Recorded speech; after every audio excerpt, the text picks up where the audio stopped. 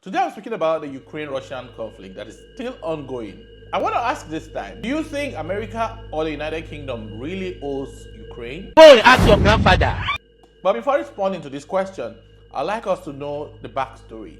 Many years ago, after the fall of the USSR in 1991, in 1994 they had what we call the Budapest Memorandum, where Ukraine and Russia had to sign an agreement.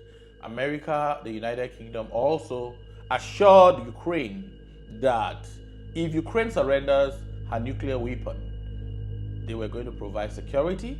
They were going to ensure nobody invaded Ukraine and provided security, especially to their economy, the markets, and if there were invasion on Ukraine, the United Nations Security Council will also step in.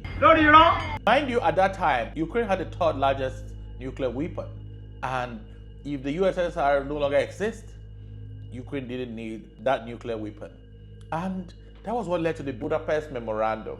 The United States and the United Kingdom assured Ukraine that whenever there was aggression by Russia or any other nation, they definitely were going to provide protection to Ukraine. So when you see Ukraine running all over the place, running for help, running to the United States, the United Kingdom, and Europe for help, it is because of the Budapest Memorandum. In 2014, Putin invaded Crimea and annexed Crimea to Russia. And in 2022, he unleashed a full-blown war on Ukraine. The reason for this invasion is truly not NATO. NATO is the argument Putin has put forward, but you will agree with me that there are a lot of countries around Russia that recently joined NATO, and Russia is not really complaining. Russia sees Ukraine more like its own property. It's like Nigeria seeing Benin Republic or southwest northwest part of Cameroon as its property. And that's the reason why you see the aggression, the full-blown war on Ukraine. Ukraine wants to join NATO because Ukraine is afraid of the frequent meddling of Russia in its politics in that space. Prior to Zelensky's entry into public office, Russia has been accused of meddling in the politics of Ukraine and dictating who became the leader of Ukraine. And Ukraine leaders were not fully integrated with the European nation. They were rather leading Ukraine according to the dictates of Vladimir Putin. So the people wanted liberation that was independent of some sort of external influence. And that was why they elected the comedian Volodymyr Zelensky. Zelensky has been a comedian, an actor who often acts the role of president. And that endeared him to the people. And the people elected him to lead them. It was more or less like a comedy at first when he started, and they took it serious and they elected him into office. Zelensky has managed this conflict so well and has really disintegrated from Russia. That was not what other leaders who were there before him did. I think whoever he took over from was chased out of Ukraine by Ukrainians. Now, Vladimir Putin is not really happy that he has no influence over Ukraine. And that's really the crux of the matter. It's not about NATO. If it was NATO, other countries that are neighbors to Russia have recently joined NATO and nothing really happened. So Trump's activities around trying to broker peace, when you look at these things deeply, it's not about peace. Trump is demanding for over $500 billion worth of raw earth mineral resources. And this is for corporate America. Corporate America is not American citizens. It's not for the government of America.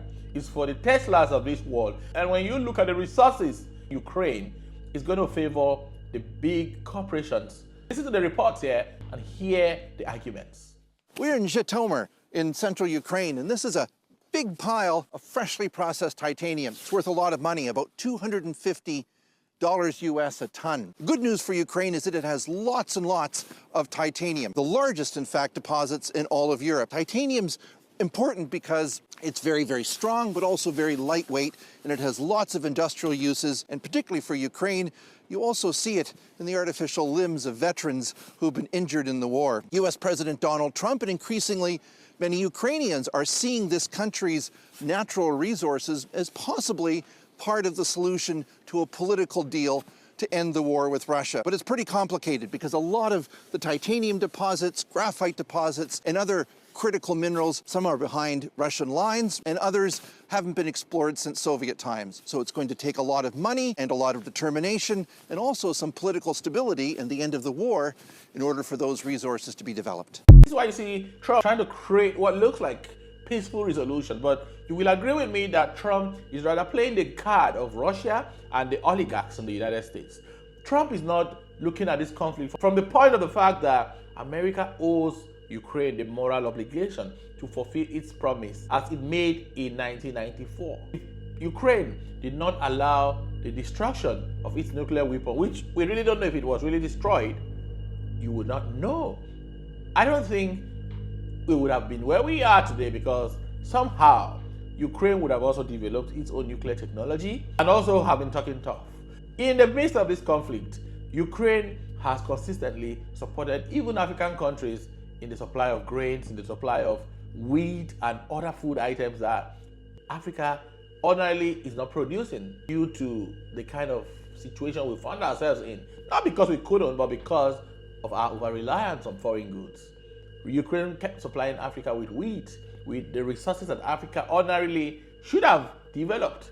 J.D. Vance and Trump tried all they could to not only rubbish Ukraine and the Ukrainian leader, but to also accuse the Ukrainian government of engaging mercenaries into their army. Right now, you guys are going around and forcing conscripts to the front lines because you have manpower problems. You should be thanking the president for trying to bring an end to this conflict. But they look away from the fact that Russia has been recruiting Africans into their army. They've been losing men, and the route to continuously exploiting Africans is to recruit them into their military to fight Ukraine. J.D. Vance and Trump looks the other way from such arguments. While this conflict continues to ravage, it's becoming clear that the United States is not living up to its bargain, no doubt. How do you come in to broker peace, asking the man who has the most strength to relinquish its strength in the name of peacekeeping, only to realize that you are not holding up your part of bargain? To me, it looks like that's what Trump and J.D. Vance have done to Ukraine. Ukraine has every right to run to the UK, to run to the US, and to run to Europe for help, because if they hadn't destroyed their nuclear weapon, I believe they would have properly protected themselves. I believe there wouldn't have been any conflict so far. So there's a moral obligation by the United States and the United Kingdom to protect and provide security for Ukraine. So when you see Zelensky running around the world asking for aid and protection, it is because of the sacrifice that Ukraine made because of global peace. I'd love to read your comments on this issue, and I hope to see you in the next video.